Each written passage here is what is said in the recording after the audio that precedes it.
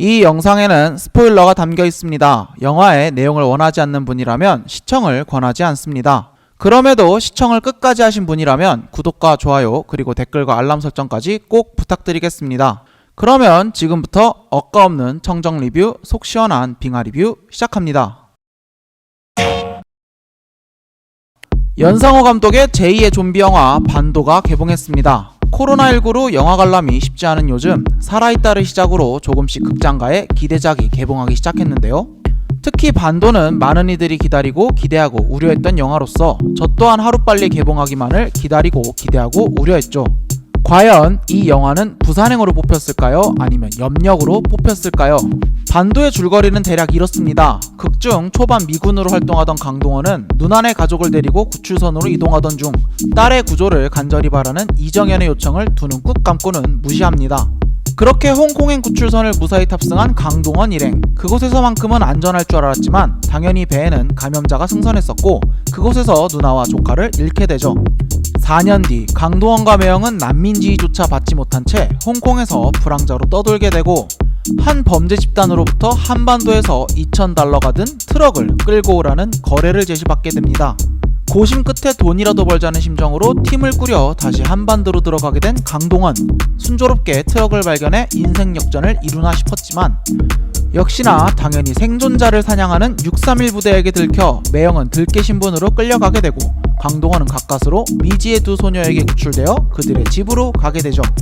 예사롭지 않은 실력으로 좀비를 따돌리며 강동원을 구출해낸 두 소녀는 알고 보니 이정현의 두 딸.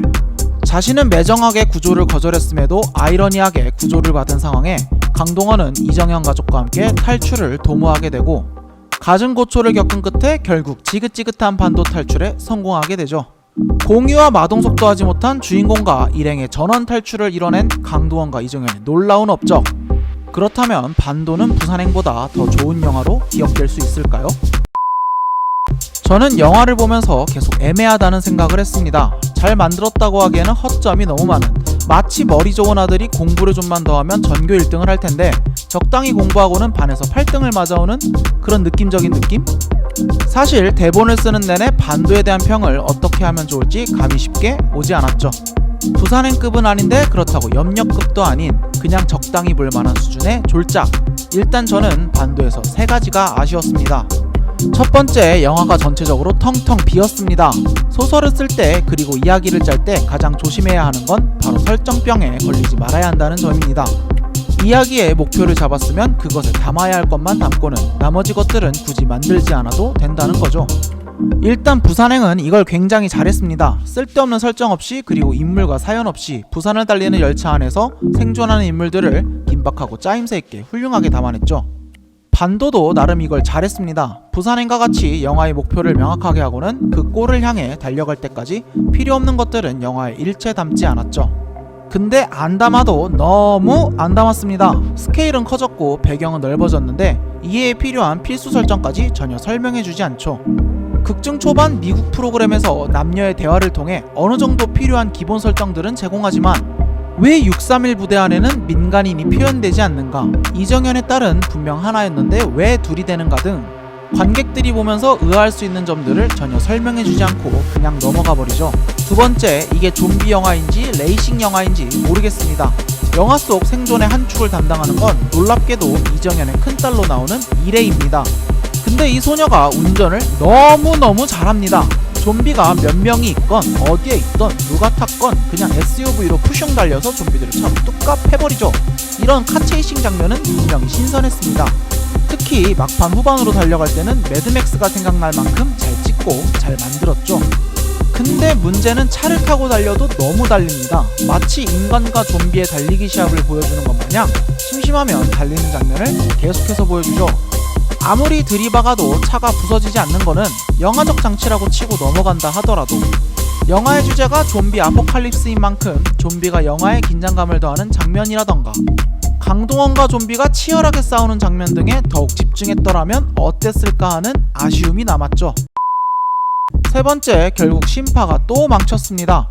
극중 마지막 할아버지 역의 권혜요는 손녀를 살리기 위해 총을 맞고는 죽습니다. 이 장면에서 온 가족이 슬퍼하면서 애도하죠.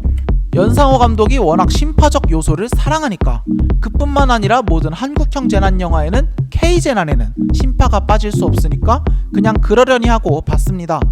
권혜여의 구조 신호를 받고는 날아온 유엔의 구조기를 발견하고는 모두가 뜁니다.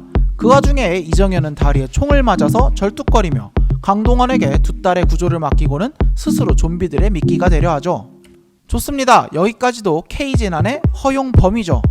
차로 들어가 크락션을 울리며 좀비를 유인한 이정현은 스스로 총구를 들이밀며 자살을 하려고 합니다. 그런데 그 순간 자식을 위해 자신을 희생했던 누나를 떠올린 강동원은 초인적인 힘을 발휘해 좀비와 무쌍을 찍고는 이정현까지 구출해내며 반도 탈출에 성공하게 되죠. 사실 저는 영화의 단점을 꼽으라면 그냥 이 장면 자체를 꼽고 싶습니다. 위에서 언급한 두 가지 단점은 사실 아쉬운 수준이고 누군가에게는 호평도 될 수 있는 호불호의 영역이라 생각하지만 이 장면은 누가 봐도 별로인 영화에서 있었으면 안 됐을 최악의 장면이기 때문이죠. 권혜요의 희생으로 신파를 마무리하고는 100번 양보해서 이정현의 자살로 영화를 마무리했다면 관객도 충분히 이해했을 거고 어느 정도 신파에 대해 그러려니 했을 텐데 끝까지 되도 않는 장면을 우겨넣고는 영화의 흐름은 모두 무시한 채 내용을 질질 끌며 억지 눈물을 유도하는 최악의 클라이막스 장면을 넣음으로써 반도는 괜찮을 뻔한 영화가 돼버렸죠. 흡사 백두산에서 느꼈던 한국 재난영화의 그 뭐 같은 흥행 공식을 다시 한번 깨닫는 순간이었습니다. 그래도 몇몇 괜찮은 장면과 요소는 있었습니다. 너무 많이 나와서 별로라고 했지만 어쨌든 1회 카체이싱 장면은 굉장히 멋졌습니다. 근래 우리나라 영화에서 이런 자동차 액션이 있었나 싶을 정도로 잘 찍은 장면이었죠. 더군다나 차를 다루는 대상이 소녀였던 것이 상당히 신선했고요. 옆에서 감초처럼 둘째 딸 유진이 RC카로 언니를 도와 좀비를 유인하는 장면도 인상 깊었습니다. 중간중간 631 부대 중사와 대위의 기싸움, 그리고 KG 생존 장면과 마지막 심파만 빼면 영화의 전개가 답답하지 않았던 만큼 빠른 전개와 시원한 질주 장면이 어우러지며 분명히 보는 맛은 있는 영화였습니다. 또 능동적인 여성상을 잘 표현함으로써 강동원에게 구출을 기대하지 않고 스스로 살아남아 스스로 길을 개척하는 멋진 여주인공의 모습을 담아냈죠. 이런 장면은 앞서 리뷰했던 영화 백두산보다 200배는 더욱 잘하지 않았는가 생각이 들었습니다.